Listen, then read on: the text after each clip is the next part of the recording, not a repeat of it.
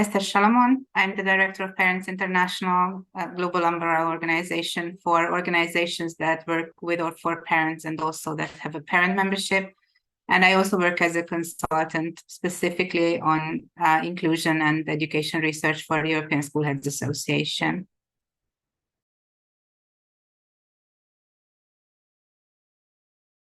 One of the basic principles of the work that we are doing is that parents are the primary educators of their children. It means two things. It means that they are the first educators and this role doesn't stop. And it also means that they are the most impactful educators up to about age 11, when this role is taken over by the peer group, and it's never the teachers, I'm sorry.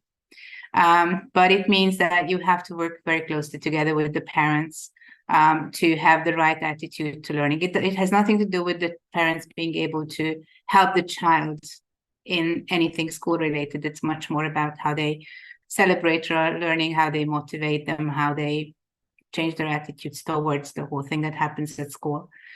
And we also know from research that parents are very much concerned about the inappropriate provisions that schools are providing in most countries, because they are primarily responsible for the education of their children. So they are usually very open to open schooling initiatives if they can see what is the educational value, why we are providing it, how it will help their children.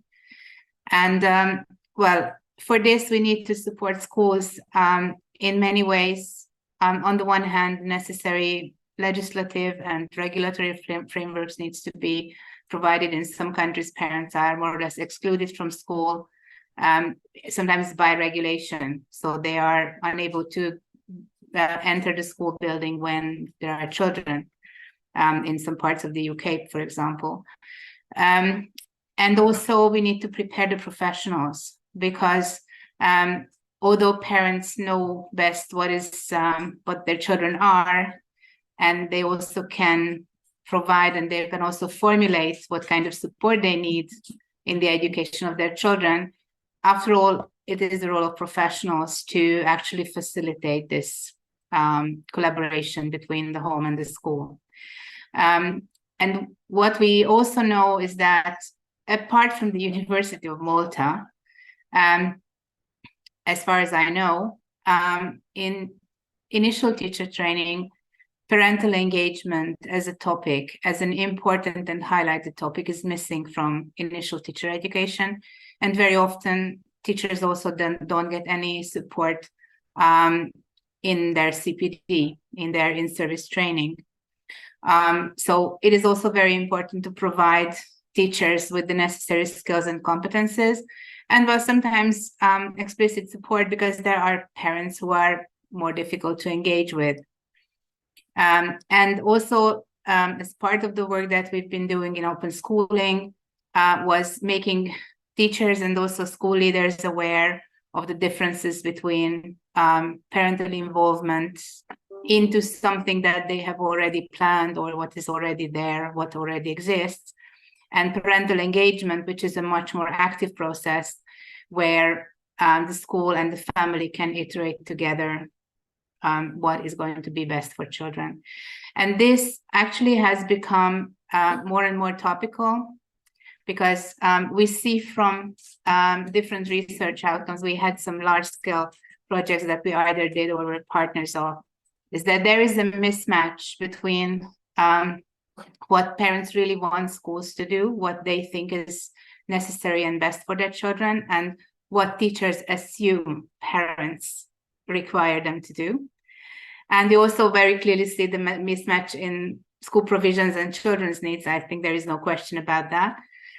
And this has been made even more prevalent during the school closures, when even those parents who were not that much aware of these problems actually could face the issue that in most countries, school is still like it was when they were at school. And there are some frightening and also, I think, dangerous from the perspective of children initiatives as a result. And what we're working on is that we need to provide what parents think necessary for their children within the school system, and try to prevent massive movements out of the school system, because that's really not inclusive.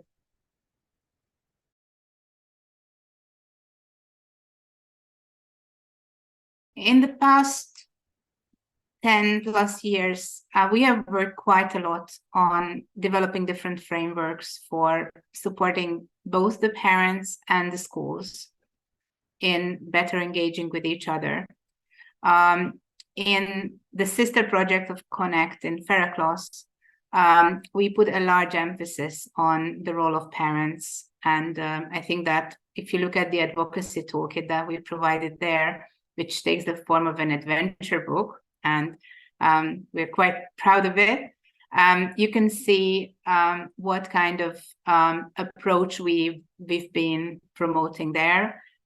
You can read it as a school leader, you can read it as a teacher, but you can also read it as a parent.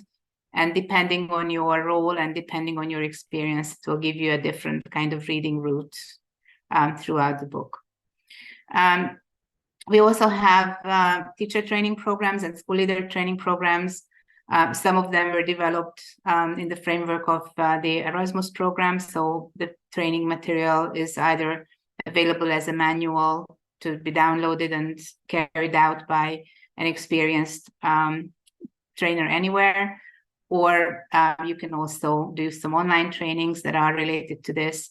You can do it. Some of the trainings are primarily for parents, but they just have proven to be very useful for teachers. For example, we have training on entrepreneurial education and how to be an entrepreneurial and also entrepreneurship educator, which is primarily a course for parents, but a lot of teachers have taken it and it has been praised as a useful one. What I want to mention also, because we're very proud of it, is we have a mentoring and training framework called Parental, which is focusing on vulnerable parents. Originally, it was focusing on migrant parents in Western Europe and Roma parents in Eastern Europe. The interesting part of the framework is that we are training mentors who come from these vulnerable parent groups, who are mentoring their peers, but most importantly, they are also mentoring the teachers.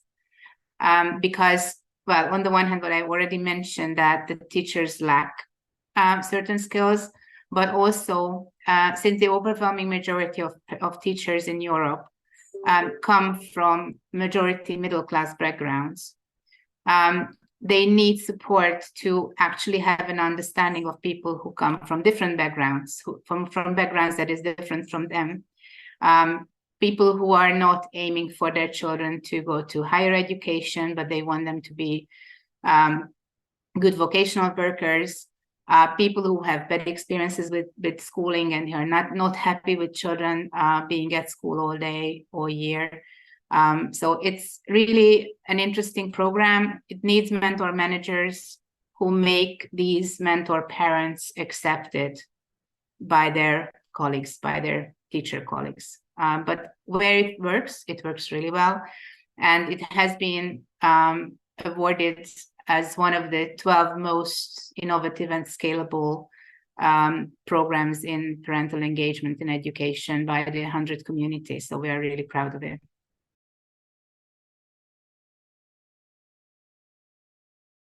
Have to differentiate between parental engagement in the schooling of your child, parental engagement in the learning of your child, and parental engagement with school. Well, for parental engagement in learning, schools often are not aware of the level of engagement, and also they don't celebrate the kind of learning that is facilitated by the parents or the family in general. And open schooling programs very often are eye-openers, because if there are activities that are happening outside of school hours, outside of the school, and the families are there, then sometimes teachers just realize how much the parents are engaged with the learning of their children. Most teachers will tell you that it's very difficult to engage parents in secondary school because what they do is they are trying to engage, or rather involve, the parents in the schooling of their own child. So they are inviting the parents, they are informing the parents about things that concerns their own child or children, and not the group. And well, we have all been teenagers, so we absolutely know how awkward it is when you're a teenager and your parents is involved in something where your friends are there. So if you really want to keep the parents involved, or rather engaged, then it's important that from the first moment you are engaging them in their job in general. So it's not only about their child, but it is about how they can support the group that they decided to send their child into.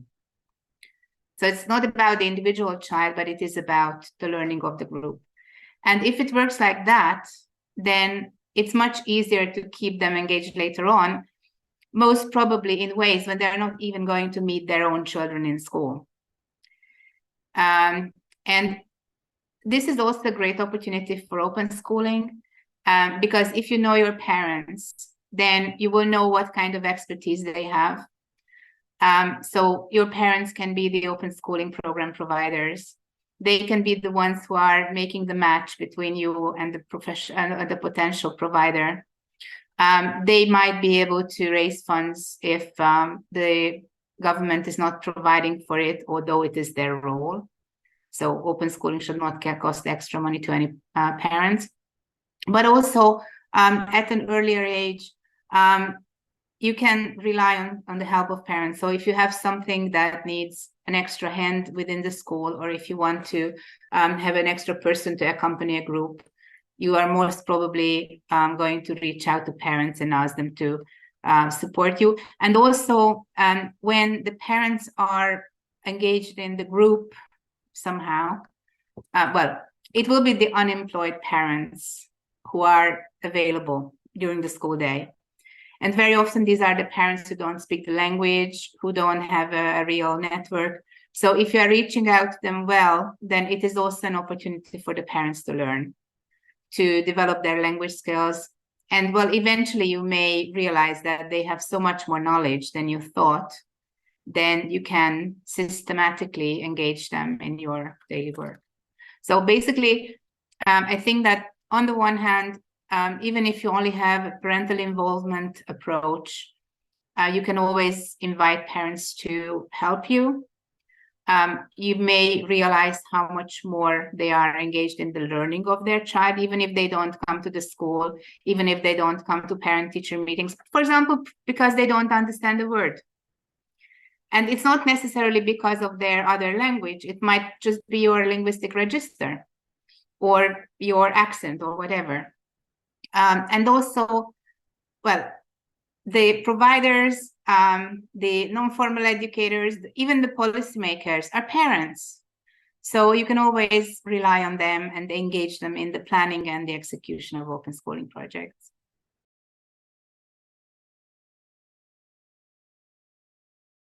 Well, from the school leader's perspective, I think that it's very difficult to say a general thing.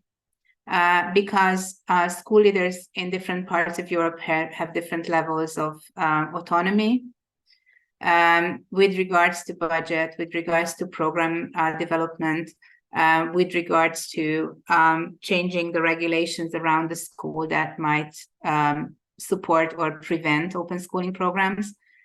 But, well, in general, school leaders are there where they are, and they chose to become school leaders because they want to provide the best possible education in their school, and they want to be proud. So as long as they can see that this is a beneficial program, this is something important, and also it will not give extra administrative burden to them and their teachers, because we also know that all of Europe is totally overburdened with school administration, then they will be on board. And their primary concerns will be different from the individual teacher, because the individual teacher will be interested in how you can improve the teaching of a certain physics phenomenon in the form of open schooling, while the school leader will need to know other circumstances like data protection, child protection, how it can be organized, what kind of financial elements there are.